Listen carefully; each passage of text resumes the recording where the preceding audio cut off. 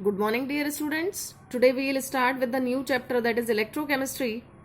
And as it is not a theoretical chapter, so I request all of you to pay more attention and prepare the chapter on the daily basis with the help of these lectures, and prepare your notes as well after preparing the chapter yourself.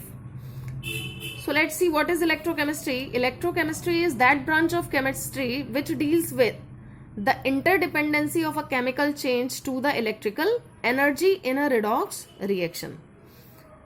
So it can be explained like whether after passing electricity to a chemical, the chemical change is taking place, or from the chemical change the electricity can be generated in a redox reaction. This chapter we have already studied in class 11th. Redox reactions we have already studied in class 11th in detail. Even though, let's see an overview about the redox reaction. What is a redox reaction?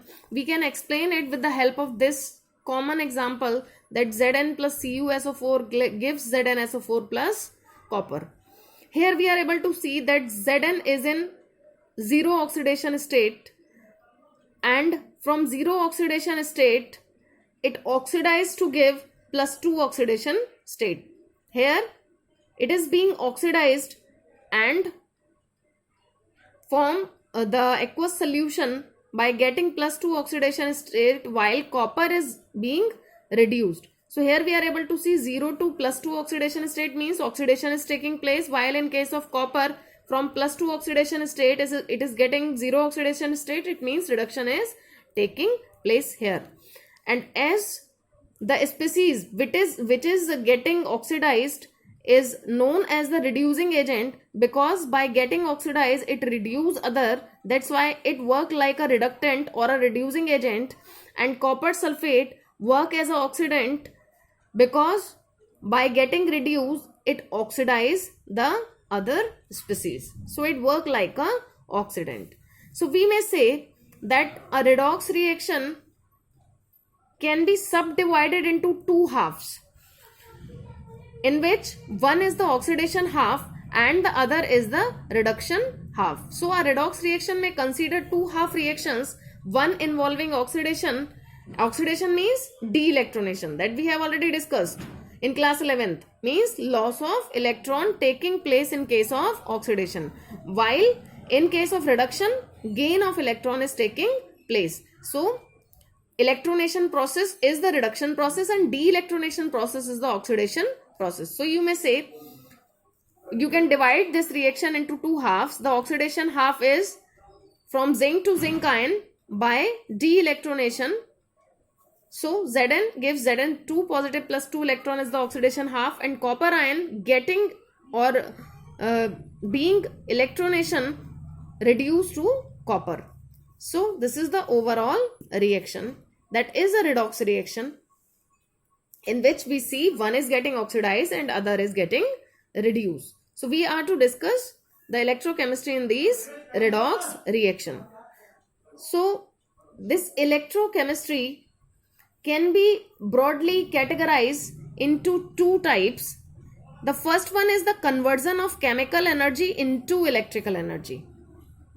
Means from chemical change we produce electricity, means the generation of electricity by spontaneous redox reaction. And we know the spontaneous reaction is derived by del G is equal to negative. While the second category is of the production of chemical change by electrical energy, means by passing electrical energy the chemical change would be taken place which is otherwise non-spontaneous. Means the reaction was first non-spontaneous, but providing the electrical energy the chemical change takes place. So here the apparatus used is known as the galvanic or voltaic cell, and here the apparatus used is known as the electrolytic cells. Means in this case we will study about the electrolysis process. So now we can say the electrochemical cells.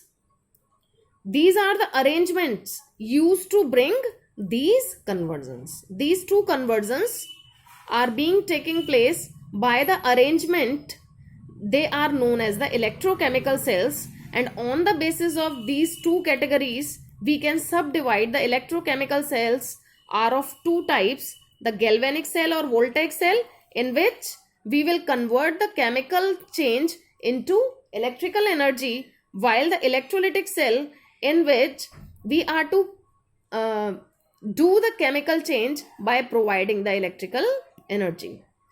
Now, the galvanic change on the basis of the galvanic cell on the basis of physical or chemical change can be subdivided into two: the chemical cell and the concentration cell. So what are the chemical cells? The chemical cells is the process in which electrical energy is produced due to chemical change occurring in the cell, while the concentration cell, in which it is the process in which the electrical energy is produced due to the physical change. Here we will see there would not be any transfer of matter from one part of the cell to another, while in the concentration cell the transfer of matter from one part of the cell to another would be taken place. So we can say the chemical changes involving production or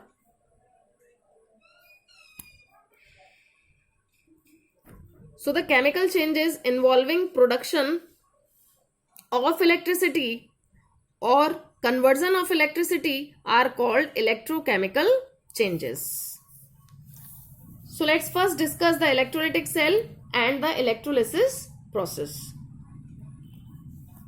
So we can say the process of chemical decomposition of an electrolyte by passage of electric current through its solution is known as the electrolysis process.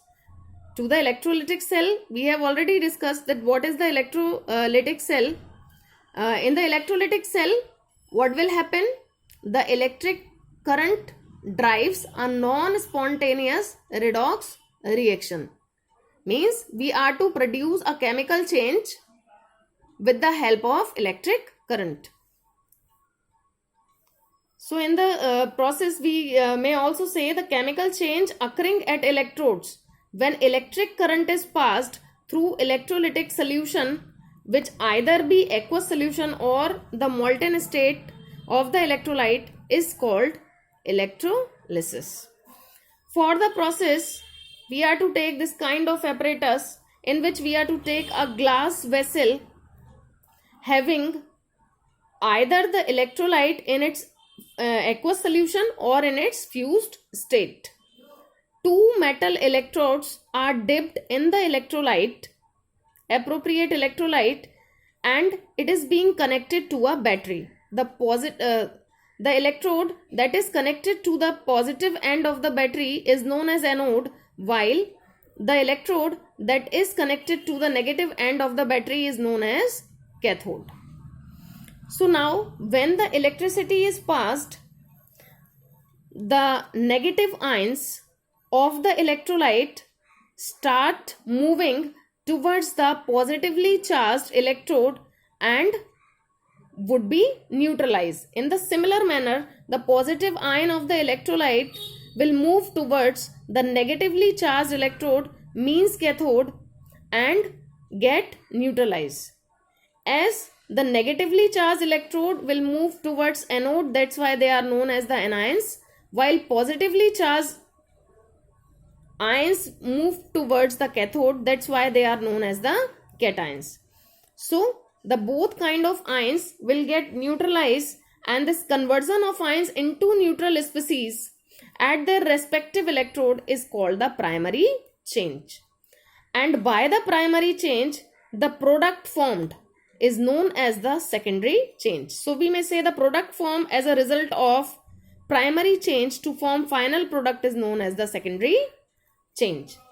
Now, if suppose we are doing the electrolysis process of an electrolyte in its molten state, there would not be any issue, because only the electrolyte cation and anion would be present in the electrolytic cell. So the positive ion will move towards the cathode and negative ion will move towards the anode, and the respective process would be taken place. But when we are talking about the aqueous solution of the electrolyte, there will be the problem, just because we are having two cations and two anions. Means, if suppose we are taking the aqueous sodium chloride solution, then at cathode we are having Na ion as well as H ion, because we have taken the aqueous solution, and water would also be dissociated, less dissociated into H ion and OH ion. So whether we are having the large amount of Na ion and Cl ion, even though we are having some amount of H ion and OH ion present in the solution.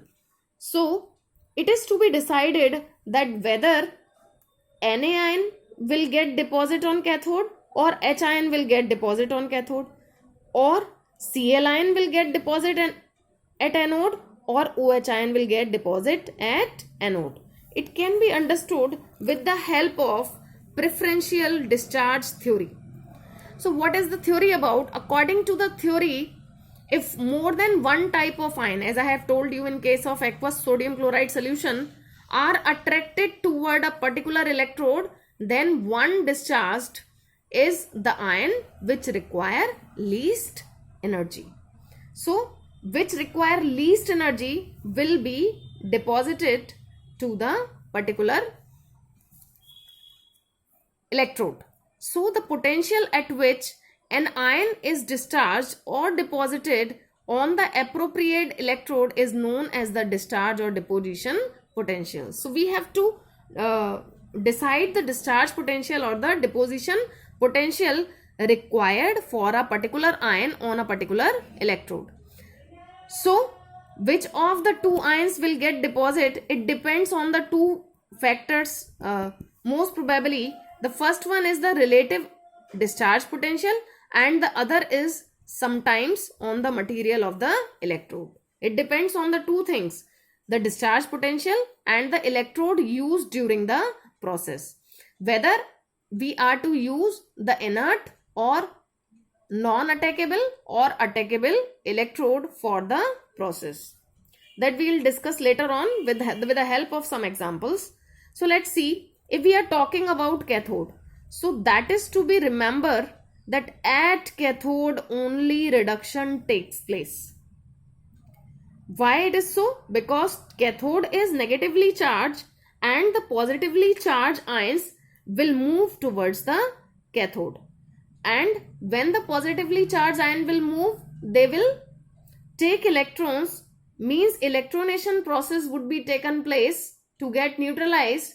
It means reduction would be taken place. As I have already told you that reduction means electronation. It means reduction takes place there.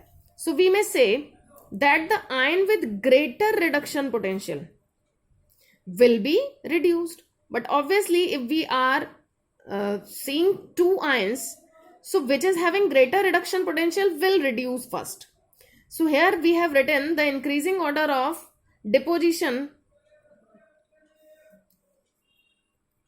potassium ion, calcium ion, sodium, magnesium, aluminium, and as you are able to see, it is on the basis of electrochemical series. You can compare it with the electrochemical series, that is the increasing order of reduction potential in the electrochemical series. So if suppose I am talking about aqueous sodium chloride solution, so we are able to see that sodium ion is here and H ion is here. It means at cathode, if we compare from sodium and H ion must deposit there. And if we see at anode, reduction takes place at cathode, it means oxidation takes place at anode. So the ion with the lesser reduction potential, or you may say the higher oxidation potential, will be oxidized here. That's why we have written the order of the ions which will deposit in the case, that is the increasing order, means phosphate, sulfate, nitrate, hydroxide ion, chloride ion, bromide ion and iodide ion. And if we are to compare from aqueous sodium chloride solution from OH ion and chloride ion, we are able to see that chloride ion is deposited in the case. So like this, we are to decide with the help of the preferential discharge theory that which ion will deposit at cathode and at anode. What we are to remember? Always at cathode reduction takes place and at anode oxidation takes place. So tomorrow we will discuss the number of examples with the help of which we will decide that which ion will deposit at which particular electrode with respect to the relative discharge potential as well as the electrode used during the process. Thank you.